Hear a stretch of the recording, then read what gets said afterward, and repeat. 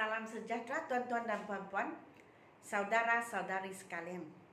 Apa kabar semua? Nama saya ialah Dr. Lee dan saya berasal dari Bukit Mertajam, Pulau Pinang. Sekarang saya tinggal di Kluang Johor. Jadi selamat menyertai kursus baru saya, program baru saya, iaitu program mengulang kaji dan program pemanasan badan. Jadi mengulang kaji buku ini, Dr. Lee's Method Level 1. Jadi sekarang saya dalam proses membuat ulang kaji untuk buku ini, Level 1. Sementara menunggu buku yang saya sedang membuat, sedang menyediakan buku ini, buku. Jadi sementara menunggu buku yang kedua, maka saya ingin mengisi masa kita dengan ulang kaji dan dengan pemanasan badan. Jadi apabila buku kedua saya sudah dikeluarkan, diterbitkan, maka kamu sudah pun bersedia untuk menghadapi soalan-soalan yang lebih susah, yang lebih mencabar. Jadi jikalau kamu mempunyai buku ini, kamu akan tahu bahawa semua soalan dalam buku ini tidak sama dengan semua soalan yang ada di papan putih. Langsung tidak sama. Jadi jikalau kamu mempunyai buku ini, maka kamu mempunyai 2 kali peluang untuk membuat semua soalan dan belajar grammar 38 bab. Jadi book 1 ada 38 bab. 38 bab ini akan ikut kita ke level 2, 3, 4, 5, 6, 7. Tahap tertinggi level 7. Jadi ini semua akan ikut. Mengapa? Sebab di sini 38 bab ini paling penting dalam grammar. Asas dan tiang untuk grammar. Jadi saya rasa walaupun kita sudah sampai ke tahap yang tertinggi, level 7 sekalipun, 38 bab ini akan ikut sampai level 7. Tetapi ditambah dengan bab-bab yang lain. Bagi saya, walaupun kamu sudah sampai ke tahap 7, kamu tidak akan melihat buku level 7 ada 80-90 bab, tidak. Bagi saya paling banyak pun 50 bab sahaja. Dan buku yang pertama sudah ada 38. Jadi sampai ke yang tertinggi pun paling banyak 50. Kita tidak akan lihat 70 bab, 80 bab, 90 bab. Tidak. Yang 38 bab ini paling penting. Dan setiap tahap mesti belajar. Jadi tahap 7 pun mungkin ada 50 bab itu sahaja. Okey? Jadi sebab buku yang kedua belum siap. Jadi marilah kita mengisi masa ini dengan mengulang kaji buku ini. Saya ikut setiap bab, saya ikut kandungan. Sekarang kita di bab ke-19. Mengikut book 1, lesson 19 ialah simple present tense. Jadi kamu boleh lihat di papan simple present tense. Simple present tense ialah seperti video yang kita telah buat sebelum ini. Simple present tense erti penggunaan yang pertama ialah masa itu first video pertama saya telah mengeluarkan soalan yang menggunakan every. Jadi kita tidak semestinya tulis every. Kita tidak semestinya sebut every, tetapi asal maksud kita ialah every.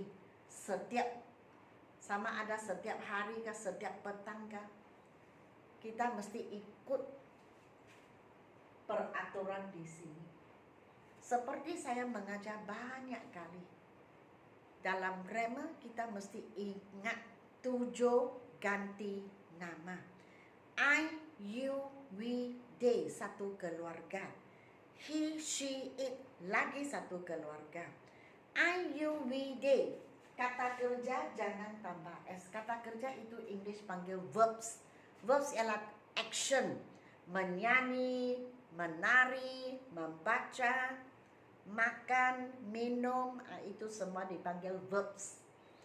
Jadi I, you, we, they, verbs tak boleh tambah S. Tetapi he, she, it, verbs itu ada S di belakang. Ini kita mesti ingat. Kemudian hari ini kita ke bahagian 2. Hari ini kita akan buat soalan yang menggunakan simple present tense. I, you, we, they. Jangan tambah S. He, she, it mesti tambah S kepada kata kerja. Dan hari ini kita fokus kepada general statements ataupun kenyataan. Sesuatu yang tidak akan berubah. Situasi yang tidak akan berubah. Walaupun kita tidak ada di dunia ini, perkara itu, perbuatan itu akan teruskan sampai ke bila-bila. Kekal berlaku. General statements maksudnya sesuatu secara umum berlaku ataupun kekal berlaku. Maka kita gunakan simple present tense. Contoh, the sun rises in the east. East itu timur. Matahari akan terbit di sudut timur. Sama ada kita hidup atau tidak hidup di dunia ini, matahari tetap akan terbit di sebelah timur. Maka kita mesti guna simple present tense. Matahari hanya satu, jadi kata kerja itu mesti tambah S. The moon goes round the sun. Ini satu kenyataan, sesuatu yang tidak akan berubah. Bulan mengelilingi bumi. Jadi sama seperti saya cakap tadi, sama ada kita di dunia ini atau tidak, perkara ini, perbuatan ini tetap akan berlaku. Maka kita guna simple present tense. The moon itu satu. Kalau satu artinya it. Kalau it kata kerja mesti tambah S, maka goes ada S. Water boils at 100 degrees Celsius. Air 100 darjah Celsius mesti mendidih. Sama ada kita hidup atau tidak hidup di dunia ini, asal 100 darjah Celsius air terus mendidih. Jadi ini satu fakta. Ini satu kenyataan, sesuatu yang kekal berlaku. Maka kita guna simple present tense. I, you, we, they. Jangan tambah S. He, she, it mesti tambah S ke kata kerja. Water ialah it, jadi kata kerja ada S. Cats meow and ducks quack. Ini satu fakta. Kucing mesti meow, itik mesti quack quack quack. Mustahil kucing quack quack quack dan itik meow meow meow.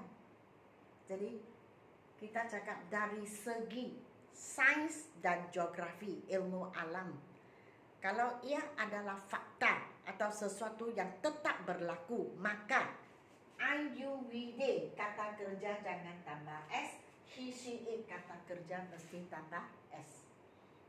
A teacher teaches in school. Seorang guru kerjanya mengajar. Teachers teach students while nurses look after sick people. Sama. A teacher seorang guru. Jadi mungkin he, mungkin she. Kata kerja mesti ada S. Mengapa kita gunakan simple present tense? Sebab ia adalah general statement, sesuatu yang umum kita tahu. Seorang guru pasti mengajar. Mustahil seorang guru menjaga pesakit dan juru rawat mengajar. Jadi asal kita sentuh pekerjaan, maka kita mesti ingat kekal kerjanya begitu. Maka kita guna apa? Simple present tense. IUVD, kata kerja jangan tambah S. He, she, it, kata kerja mesti tambah S. Sama. A teacher mungkin he, mungkin she, kata kerja mesti ada S. Tapi sini teachers, nurses banyak, artinya they, maka kata kerja jangan tambah S. An author writes books, sama juga. Ini pekerjaan. Author ialah penulis buku. Di sini an author maksudnya satu. Mungkin he, mungkin she. Biasanya he, sebab she authors. Tetapi secara umum kita boleh gunakan author juga. So, kata kerja mesti tambah S. He atau she, kata kerja mesti tambah S. Oke? Jadi saya harap kamu faham. Bab ini sebenarnya kita sudah sampai ke bahagian yang sangat menarik hati. It's very interesting. Tenses. Tenses, simple tense, present tense, simple past tense, simple future tense, present perfect tense. Biasanya dia sebut time frame.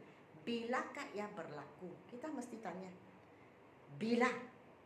Oke, bila ia berlaku maka kita tentukan tense yang mana sesuai. So mesti ingat yang ini. Peraturannya. Oke? Jadi saya harap kamu faham dan suka video ini. Di sini kita tadi saya sudah sebut saya dalam proses menulis buku kedua, tetapi belum siap lagi. Dan di sini sangat terang sebab lokasi lampu di bilik ini. Jadi bahagian ini mungkin tidak nampak dengan jelas. Saya telah memuat naik satu video tentang persediaan menghadapi peperiksaan. Itu dalam bahagian bahasa Melayu dan bahasa Inggris. Kesemuanya 4 video. Jadi sekarang saya dalam proses, mungkin esok lah saya akan memuat naik video yang kedua. Yang 4 video ini, 2 video adalah fokus kepada persediaan perseorangan. Maksudnya sendiri membuat persediaan. Satu itu jangka masa panjang, maksudnya dia masih ada 1 tahun. Yang video kedua itu kesuntukan masa. Ada ramai pelajar last minute dia mau belajar. Bagaimana kaedahnya? Itu adalah video saya yang kedua. Video yang ketiga, belajar sejarah kumpulan dengan kawan. Ada ramai pelajar yang beritahu saya, mereka kata, cikgu, saya tidak dapat belajar seorang diri lah. Saya pandai berhayal. Kalau belajar seorang diri, saya hayal. Begitu. Jadi saya mesti ada kawan. Ya, itu satu cara juga. Oke? Dan bulan September, yang video ini bagaimana membuat persediaan untuk peperiksaan. Untuk video 2, 3, 4 saya tidak muat naik di YouTube channel saya sebab ada syarikat telah membeli video saya. Jadi jikalau kamu mau menonton, mestilah menghubungi saya dan kamu menghubungi syarikat tersebut. Ini adalah video kelas online saya Zoom yang baru akan dibuka pada bulan September. Speaking, reading, grammar, make sentences. Kalau mau, kamu boleh ikut yang bulan September. Sekarang mesti daftar. Sebenarnya bulan lalu, Julai, saya telah membuka 2 kelas online. Kelas yang pertama reading and grammar, maksudnya pemahaman dan grammar dalam satu sesi. Dan lagi satu kelas grammar sahaja. Kelas itu telah dibuka pada bulan Julai. Jadi sampai bulan ini sudah 4 kali belajar. Jadi kelas itu sudah buka dan saya rasa kalau kamu ingin menyertai kursus online, saya lebih baik daftar untuk kelas baru sebab itu sudah mula. Okey? Jadi ya. Dan sekarang masih ada orang yang bertanya saya, masih adakah tidak book one? Memang ada. Tetapi sekarang tiada. Maksudnya buku ada dalam kilang. Dan oleh sebab PKP, PKPD, kilang-kilang tidak dapat beroperasi. Maka saya sudah tempah tetapi buku tidak dapat dicetak. Book one. Jadi mesti tunggu sehingga kilang boleh buka dan mereka mulai mencetak. Maka saya akan cetak untuk kamu juga. Jadi jikalau kamu ingin membeli buku ini, book one, dan jikalau kamu ingin menyertai kursus baru saya September, atau jikalau kamu ingin menonton tips untuk menyediakan diri untuk menghadapi peperiksaan, maka sila WhatsApp kepada saya 019 7878 299 019 7878 299. Terus kontak saya lah, WhatsApp kepada saya apa yang kamu ingin dan saya akan mengatur. Okey, buku sampai barulah boleh saya edar kepada kamu, tetapi mesti order dahulu. Sebab saya takut buku sampai terus dijual habis. Saya tidak tempah banyak, setiap kali 20 atau 30 sahaja. So saya pun bimbang. Kalau ada banyak nanti stok tidak dapat menjual, maka susah juga untuk saya. Jadi biasanya saya menempah mengikut jumlah orang yang menempah. Okey, jadi jikalau kamu mau order sahajalah. Okey. Jadi setakat ini sahaja. Terima kasih kerana menonton video saya. Dan jangan lupa untuk memberi saya like, share dan subscribe. Dan sehingga kita berjumpa di video-video yang akan datang. Selamat tinggal.